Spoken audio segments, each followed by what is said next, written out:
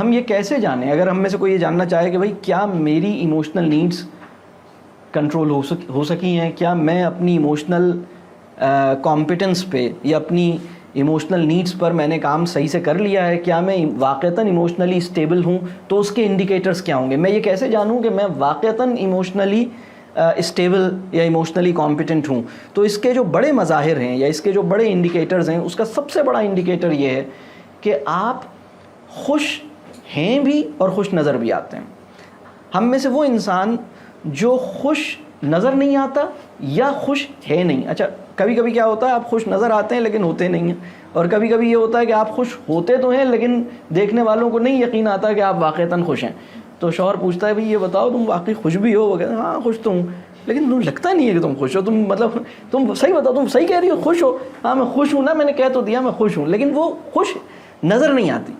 تو اگر خوش نظر نہیں آ رہی یا خوش نظر تو آ رہی ہے لیکن اندر سے خوش نہیں ہے، تو یہ صورتحال یہ بتا رہی ہے کہ آپ کی ایموشنل نیڈس ڈسٹربڈ ہیں، آپ ایموشنلی بہت زیادہ یعنی ایموشنلی کسی کرائسس میں ہیں۔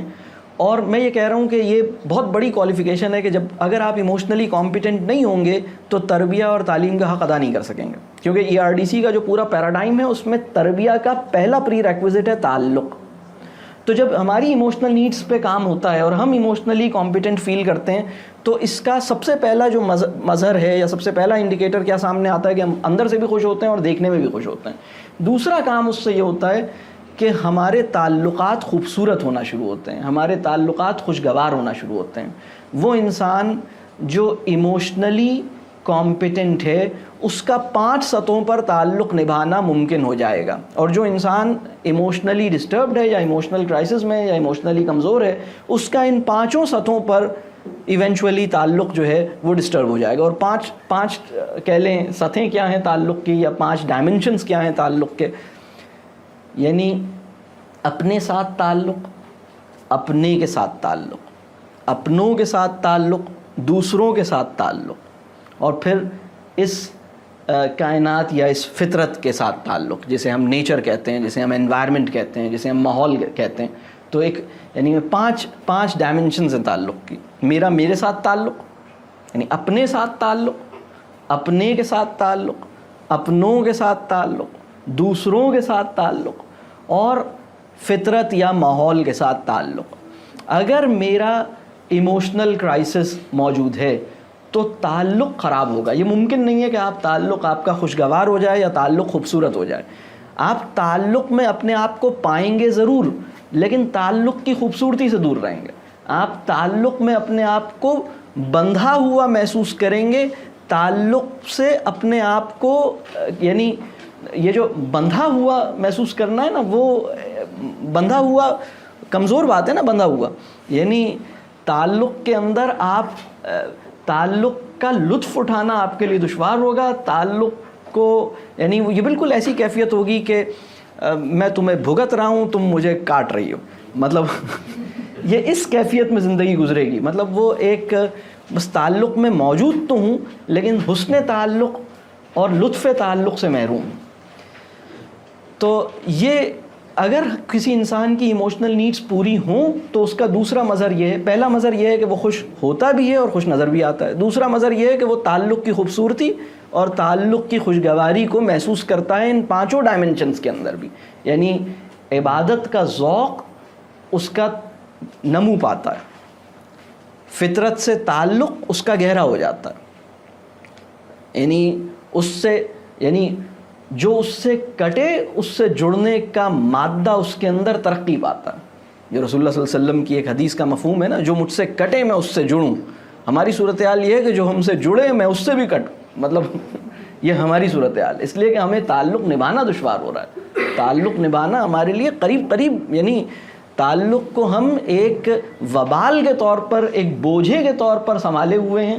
مغربی تہذیب کا ایک بہت بڑا پرابلم یہ ہے کہ وہ تعلق کو بوجھ سمجھتی ہے، لہٰذا وہ ہیومن انٹریکشن کو ڈسپوزیبل بنا دیتی ہے۔ وہ یہ کہتی ہے کہ بھئی یہ آپ لائبلٹی نہ سمجھیں، یہ ڈسپوزیبل ہے، آپ اپنا کام نکالیں اور آگے بڑھیں۔